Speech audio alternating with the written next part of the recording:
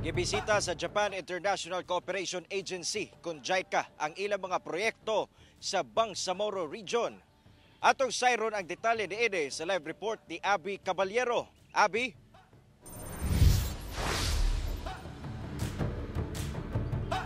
Cyril, mapasalamaton ang mga mag-uuma ug mga estudyante sa BARM sa tabang sa mga proyekto sa Japan International Cooperation Agency o JICA sa kalambuan sa agrikultura sa rehiyon. Kapin 20 na katuig isip mag-uuma si Galila Midtimeg.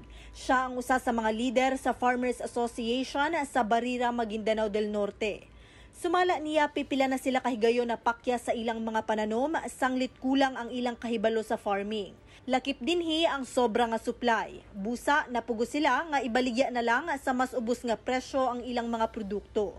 Apan dako matud pa ang kabag-uhan, dihang duna na sila'y managlahing training. Ang maong mga training gipondohan sa Japan International Cooperation Agency kon JICA. Nabibintan pero mababa yung presyo baka siyempre may stock na sila, nakakuha na sa iba. Malaking babawanin ko dito yung pag-training namin sa market survey po, kung paano gamitin ng tama yung mga pesticide. They just grow and sell.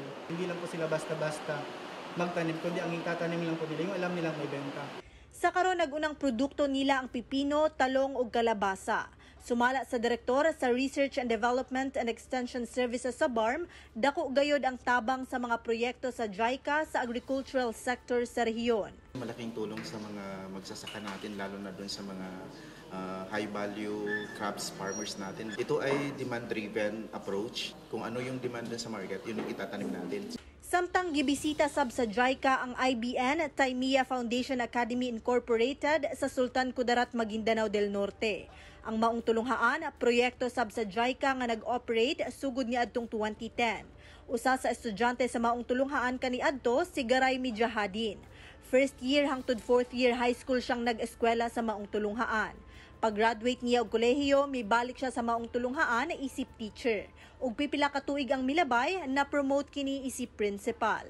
I'm so proud na isa ko sa mga alumnus, isa ko sa product and naging first beneficiary ng JICA.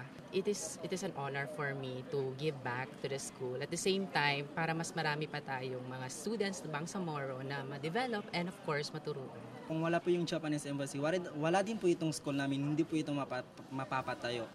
Samtang gikalipay sa JICA nga napahimuslan sa mga residente ang ilang mga proyekto. Cyril, nang hinaot ang JICA ug ang Japan government nga magkugigayod sa ilang panginabuhi ang mga benepisyaryo sa ilang mga proyekto. Lauman matud pa nga magpadayon ang suporta sa Japan government alang sa food security ug livelihood sa BARM. Cyril.